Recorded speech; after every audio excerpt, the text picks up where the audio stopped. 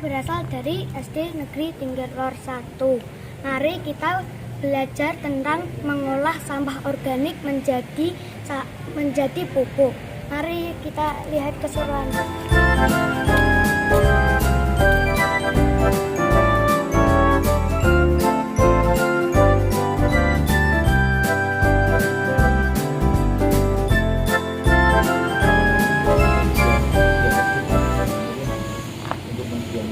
Bakteri pengurai sampah.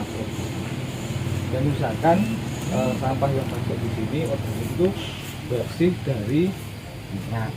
Misalkan kita punya sisa makanan sayur matang itu bisa masuk ke sini asalkan dicuci dulu bersih. Kalau mengandung minyak biasanya bakterinya juga mati. Ya akhirnya nggak bisa mengurai bakteri karena nggak bisa mengurai sampah organik karena mikrobakterinya mati duluan.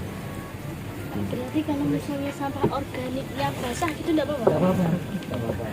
Yang jelas terbebas dari nemenin yang satu saya. Sebenarnya yang 4 itu mikrobakteri yang tidur ini sebenarnya tidur harusnya itu ini dituangkan dulu dikasih media, kalau enggak tetes debu ya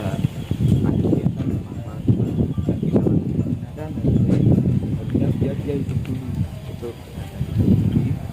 itu biar hidup dulu karena mikrobakteri itu juga butuh bangun dulu, butuh hidup dulu baru mengurai sampah organik yang ada. Mikroorganisme atau yang karena ini mikroorganismenya ini bisa menguraikan sisa-sisa organik, maka akhirnya disebut dekomposer. Mengapa disebut dekomposer?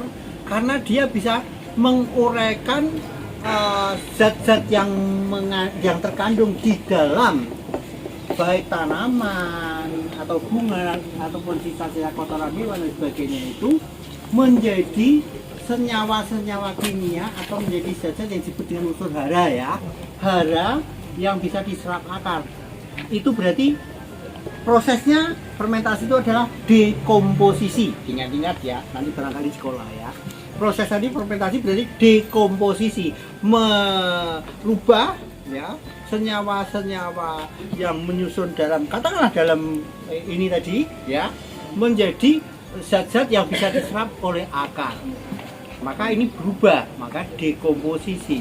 Nah, yang bisa hasil bioteknologi tadi adalah mikroorganisme yang bisa mendekomposisikan, maka disebut dengan dekomposer ya. Jadi mikroba yang di sini adalah mikroba dekomposer. Nah, tadi di sini dimasukkan di sini itu setelah mengalami proses minimal 3 bulan. 3 bulan dalam proses baru dimasukkan ke botol-botol tadi sehingga ini tidak berkembang. Kalau berkembang masih hidup, maka ini akan meledak. Ya. Air karena ini makanan di sini sudah terbatas ya, tapi tidak. Air dikasih bahan makanan. Tidak ada tetes tebu, boleh gula pasir maupun gula merah. Ya, itu. Nah, kalau sudah diaduk, itu akhirnya ini dituangkan di sana. Ya, kalau mau literan ya 1 liter bisa dengan 10 tutup botol ini. Ya, itu. Nah, maka yang bakteri tidur tadi akhirnya hidup kembali. Nah, hidup kembali dengan adanya makanan, dia makan akan berkembang dan berkembang biak. 1 menjadi 2 dan seterusnya akan menjadi 1000. Nah, itulah yang tadi Mas Aji sudah jelaskan. Larutan itu nanti yang akan digunakan menyiram, ya, gitu ya Mas Aji ya, menyiram bahan-bahan yang ada tadi, umpamanya di rumah tadi, asal yang minyak ya dicuci dulu lah, ya disemprot aja, kemudian masukkan itu, jadi berkurang gitu. Nah, itu dengan ditaruh kemudian diberi dengan larutan yang sudah dibuat tadi, ini bakterinya aktif langsung menghancurkan. Nah Nanti kalau dibalik mulai nampak, ini mulai turun. Ya, dari yang menjadi hitam. Terus kemudian dibalik lagi sudah semakin ini menjadi remah seperti tanah. Itulah psikotes. Itu kerjanya menurut. Ya, maka ini masa sini mau tunjukkan ini ada nggak? Ada ember nggak? Satu kutub botol. Nah ini prosesnya kalau harusnya ini ditahan dulu 1 sampai 3 biar ini bakterinya hidup. Itu kasih air segitu EM berapa? Itu 1 liter dulu 1 liter. Tapi lebih banyak juga tidak masalah. Semakin banyak juga semakin cepat penguraian. Jadi sampah kita taruh sini. Jadi di sini ada medianya dulu. Iya, molase. Ada molasenya dulu untuk tempat hidup bakteri tadi. Masalahnya kalau nggak ada itunya ya nggak bisa hidup juga. Ya. Dia juga makhluk hidup ya Pak. Ya, ini. Jadi peragakan aja Mas. Apa-apa. Kalau kecil-kecil. Terus lebih dilembutkan. Lebih ben anunya luwih pengurahannya luwih cepat. Kalau disuntak ada bisa itu fermentasi. ben ora kesuwen.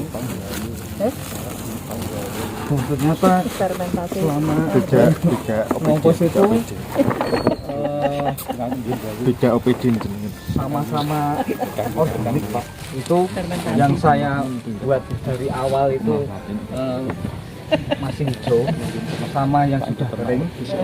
Kita itu sebenarnya lebih cepat yang kering ya. Oh, gitu. Ternyata lebih cepat yang basah. Oh, yang basah. Cepat yang hijau maksudnya. Ya, karena mikrobakteri itu bisa berkembang di yang di area tadi malah di yang teles-teles ya, itu kalau, ya. kalau dan nutrisi buat dia itu masih ada gitu. Kalau yang kering kan Kalau daun-daun sudah kering kering malah itu agak lama. agak lama. Terus Ini harusnya diurke.